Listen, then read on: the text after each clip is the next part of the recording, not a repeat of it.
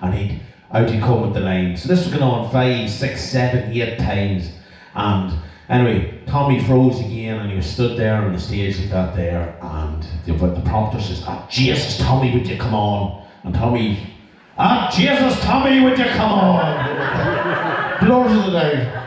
And the same man, he was walking by, he was in Dublin this day anyway, and he very big into the drama, him and the wife went up to see a play in the Abbey Theatre, and they were walking by this restaurant, and they were from Milltown, Calvin people, put it like that, okay?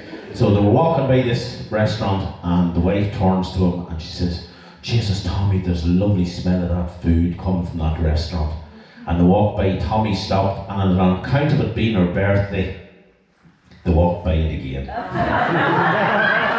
So, stuff like that. Loads of other stories. It's great to see people out and about anyway, and thanks to Frank for calling me up and giving me the spot, as they say. But keep the storytelling going, because it's what makes us people, small wee communities like there, keep the stories going and don't lose them, folks. Okay? Take care. Thanks, James. Like I was mentioning earlier on, that there's new communities in our county now, and they bring new stories with them. And I heard a story during the week from a man in the Syrian community, and I just thought it was a good story. And because we were talking about travelling, and because we have young people in the room tonight, and sometimes you'd be giving advice, I thought this would be a good story to tell here tonight. So, once there was a shepherd, and he minded sheep, but there was a severe drought in the area that he lived in, and he had to leave home to earn more money for the family. So he told his wife he was going to go away to get work, and he would be back whenever he was back, and hopefully he'd bring some wealth back with him. So he travelled on foot for days and for nights, and he came to a town, and on the edge of the town he met an old man who had a herd of camels. But the old man had nobody to mind the camels for him. So the young shepherd and the old man, they made a deal that the shepherd would work for him for 3 years. But the old man wouldn't give him any money at the end of the 3 years. He'd give him a camel for every year he had worked with him. So the young shepherd thought, well, that's, fair enough. That would give me a start. It would make me richer than I am now. So at the end of the 3 years, the old man took him into the house, and his wife made a big feast for him, and he was given his 3 camels, and they wished him well on the road. And he set off down the road towards his home. And he hadn't gone very far when he met a sheikh sitting under a tent at the side of the road. And the sheikh said hello to him, and they sat down and they started talking. He asked the young man what he was doing, and he told him about working for the old man for 3 years, and he had his 3 camels, and now he was going to go home, and he was going to hopefully breed these camels and sell them. And the sheikh said to him, well, you sell camels. He said, but I sell advice. He said, if I was to give you 3 pieces of advice, would you give me your 3 camels? And the young man said, he said, advice? But that's only words. What good are words to me? And the sheikh said, well, you never know when you need a piece of good advice. So the young man, he thought it over, and he thought, okay, he said, give me 1 piece of advice, and I'll give you 1 camel. So he handed over his camel, and the sheikh said to him, never lie down between 2. He said, never lie down.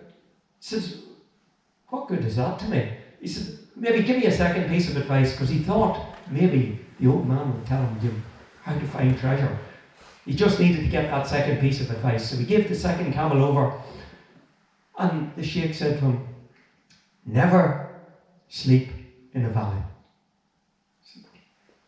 Well, sure, in for a penny, in for a pound. He was down 2 camels. He might as well gamble them all. The 3rd one would surely be the bit that would make him rich. So he gave over his 3rd camel, and the sheikh gave him the following piece of advice. He said, it is better to go to sleep. It is better to go to sleep frustrated than to stay awake regretful. So he said, well, what am I going to do with all this advice, you know? So he set off for home. Now he was on foot. He had no money at all. He had no camels. And he was walking towards his home. And after walking for most of the day, he had to make a camp. So he sat down on the edge of the road and he took out a bit of food that the old camel driver's wife had given him. And as he was sitting cooking his food by the side of the road, two men came along on a camel. And they stopped and they made a conversation, and he told them all his story, and they decided should they make camp for the night. And as he was lying down to go to sleep, he realised he didn't know either of the men who were sleeping each side of him. And then he suddenly remembered the first piece of advice: never lie down between two. So when he thought his two companions were asleep, he got up and he moved away about 100 yards away from them. And he lay down himself, but he couldn't sleep. He was really frustrated with losing his camels, going home on foot. And he was awake when suddenly he heard moaning coming from the two men. And he got up and he went over, and he realised that the two men had taken out their knives and they'd each killed the man beside them because they thought he was beside them. So it turned out there were two robbers, and when he checked out their camel, they had lots of stolen money on it. So he went off down the road happy. He was a camel richer, he had gold. And as he made his way home along the desert, he came to a river valley, and in that valley there was a big train, a caravan full of camels and traders passing between the cities across the desert. And he joined the caravan, and it was coming on night again, and they were going to make camp. And they had all settled down in the valley because it was such a hot night, and there was a cool stream running down the centre of the valley, and they were going to camp for the night beside the cool stream. And the young shepherd, he got down off his camel. He was going to pitch his camp there too, but then he remembered his second piece of advice: never sleep in a valley, never make camp in a valley. So he moved his camel up to the higher ground, and he slept there for the night. And when he woke the next morning, the disaster. During the night it had rained, and the rain had flooded the valley so suddenly that all the people sleeping there had been drowned, and their camels had run for the high ground and they were scattered. So he rounded up all the loose camels, and now he had nearly 100 camels, and they all had goods and things on them. So now he was a wealthy man, and he made his way home to his own house. He couldn't wait to get home. He travelled as quick as he could, and it was night time when he got to his own house, but he kept moving on till he got to his own street. He got off his camel and he ran to his house. And in Syria, in the hot countries, they sleep on the roof. So he climbed up onto the roof to where the family were sleeping, and there was his wife in bed, and there was a man beside her.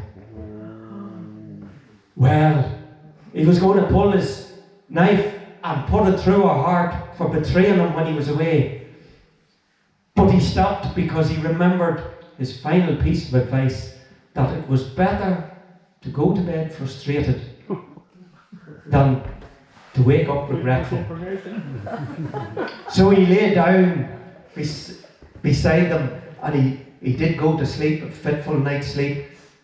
And his wife woke first the next morning, and she set up a big cry of joy and welcomed her husband home and introduced him to her brother, whom he had never met, who had come to visit her from overseas.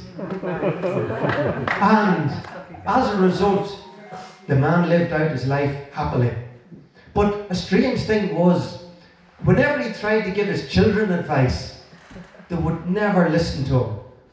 And he used to say to them, "I'm giving you this for free." And one time, a piece of advice used to be worth a camel.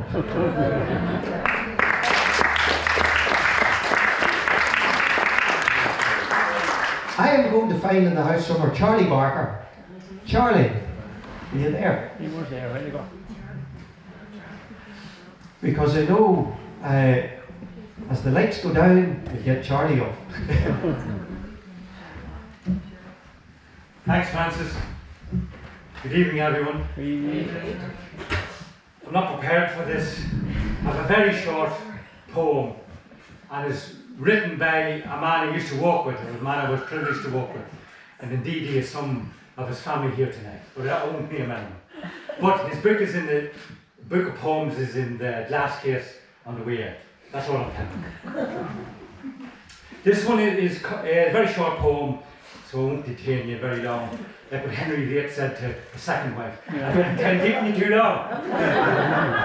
It's called The Menopause. And my wife used to accuse me of going through the male menopause, but I never believed her. The menopause. Some men of 50 heed no laws, but act as though in menopause. Thus say some worthy specialists, abetted by some feminists. These men, 'tis said, waylay and flirt with any youthful piece of skirt. Why should so many be so jealous that sexy males should be so zealous? Perhaps the reason is because there really is, for men, no cause.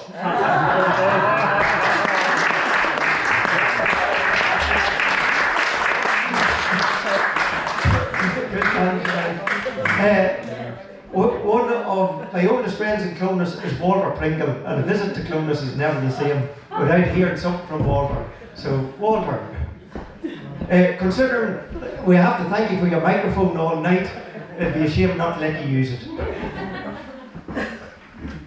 You notice he said one of his oldest friends. I mean, he didn't ask me birth cert, but near enough did. One of the great things tonight, as chairperson of Clonus Community Forum, I want to extend a welcome to everyone that's here tonight and thank you for being here. And it's been great to make friendship with people from different variety. I'm looking at this pretty lady here, and I'm thinking earlier on, I visited her husband's father during his illness, Alistair Perkins, on many occasions. And one of the stories that I was told, which I referred to in my address at the funeral service, was that Alistair did a lot of work at Hearts, Heart Peak out here in the early days, and a lot of the construction. And Alistair mightn't have been that good to start in the morning, but he was one of like my 7-8 person. And he worked, and one night at near midnight, he was still welding. And someone said, Alistair, Rome wasn't built in a day. He turned around and says, well, I wasn't on that job.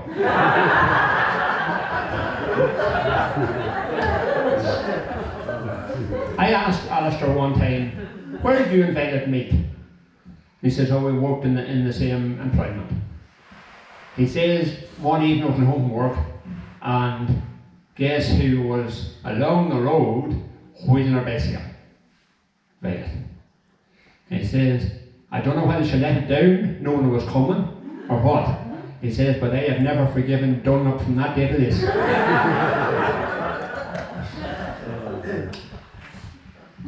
You're in the context of travelling and the different references, you will be aware that I'm from the Church of Ireland. But I lived where the school was around the corner. Just where I lived, up around the corner, there was the Roman Catholic National School. And as a family, we all went there. And when my father died, I was only 3, and the teacher took me in and babysat me, as it were, to facilitate things at home. But on one occasion, and this is about journeying, Francis, they come up with the question, how do you get to heaven? Patrick put up his hand and said, Canon Hart said, only Roman Catholics go to heaven. No Protestant goes to heaven. The Alfords were Methodists. Alford gave up her hand. She says, according to our minister, he says the only method of living is Methodism. And that's how you get to heaven. My elder brother said, hold on. We belong to the Church of Ireland. We've got bishops in every diocese, we've got archdeacons, we've presenters, and we have rural deans, and we have the highest steepled churches in the country. We have the best system of all. But there was another wee boy with his hand up all the time, and the teacher said to him, John, how do you get to heaven? He says you have to die.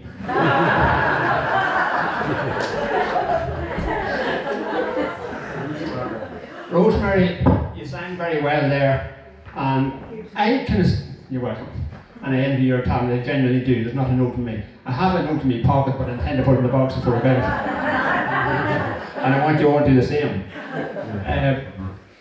I take it by the way you present yourself that you're a good housekeeper. Reasonable. Then over here, I'm looking at Mrs. McDermott. Well turned out, look at the hairs, been in the tub of the day and all that. Are you a good housekeeper? Not really. Well, I had a relation, and she was a better housekeeper than any of us, for I'll tell you why. She was married 3 times, and each time she kept the house.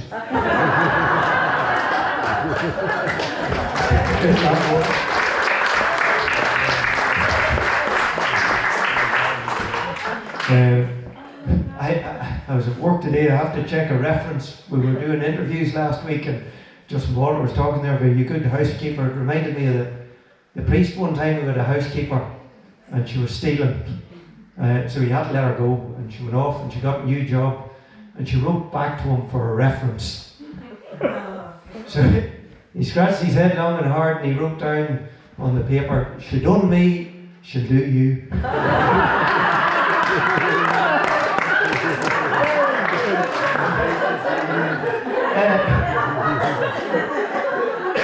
There's a man who's very good here. He comes and takes the photographs for us at all these events, John Nutley. Yep. And John, I know you'll have something there with you. I have it on my phone. Take the floor. Down here, up here, so I'm member of office also. Ali, take his picture when he's up there.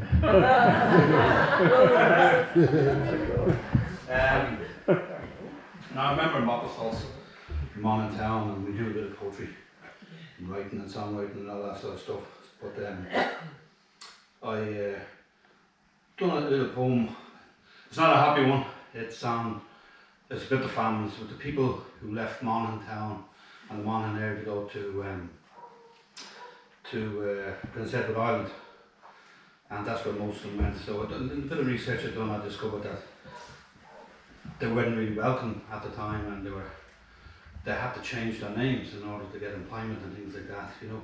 So it's I just see, can I get it here now? I had it a minute ago. Yeah, I have it here. And I suppose when we put on the vernacular something. But it's called Lost Identity. You know, it's not a happy poem, as I said, but I just try to get inside the mind of a person, with everybody dying around them, and what it must be a terrible time. But anyway, I'll give you about it anyway, and hopefully you'll listen to it anyway. Lost Identity. Rain, rain, pain, pain, nothing to gain, nothing but pain. Sean Monaghan is my name, but John Mannion it will gain. Not only is this all insane, but I will have to lose the family name. Your kind's not welcome here, they will say, but anything is better than to stay. The call of death, I hear its roar, but I don't want it at my door. I don't want it at my door. It's kind of straight, but kind of bent. Named after Edward, I think from Kent.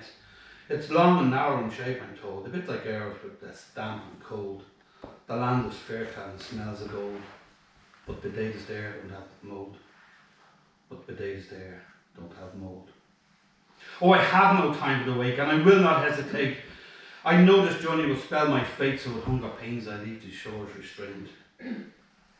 Do I really have to change my name? And if I do, surely ask for more.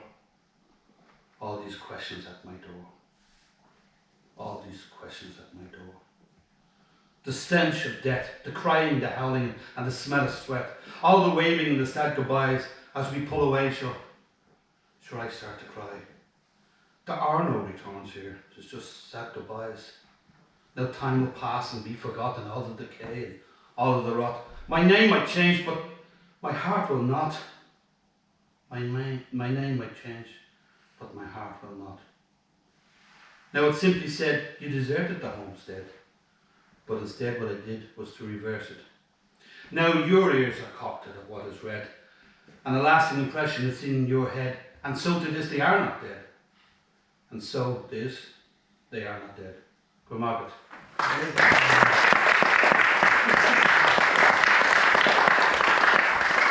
Good man, John. We're drawing near the end of the evening, and I just have to remind people that if you want to make a wee donation, there's a little bowl that's going to be out on the table at the door. The money will go to Crocus Cancer Care. If you haven't signed in the book for the Cassandra Hand Centre, make sure you do that. And this is like the old churches years ago. There's 2 collections. There's a wee tin to sign in if you want to put something in there too. And if you've enjoyed the night here tonight, be sure and tell all your friends there'll be another night coming up. If you haven't, be sure and tell all your enemies.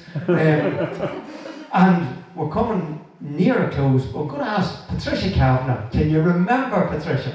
I know she was hoping to escape, but can you remember that recitation? This is the question. This is just a very short, funny little recitation that my aunt used to say. My aunt Brady, God rest her. She was a great woman. She lived in Belfast.